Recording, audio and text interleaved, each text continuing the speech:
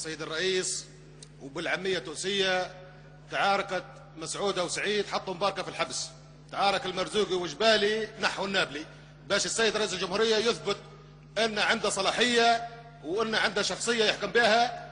والنابلي تسبب في تكديس الزبلة في تونس، وتسبب في قطعان المياه في 7 ولايات في تونس، وتسبب في أفواج البطالة، وبيع تونس القطر، وطرطر مؤسسة الرئاسة.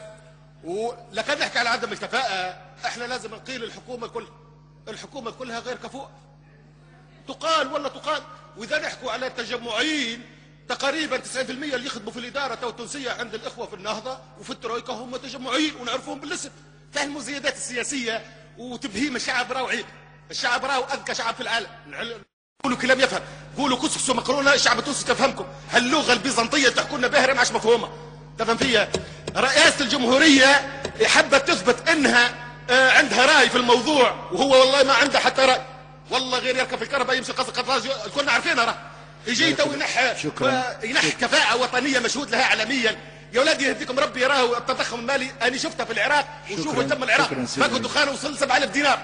اطبعوا الفلوس حتى ب 1000 دينار. تونس تدخل في حيط راهي. بارك الله فيك. وتلزوا فينا الثورة أخرى. ربي يهديكم يا ودي ما نحبوش تونس ما تتحملش.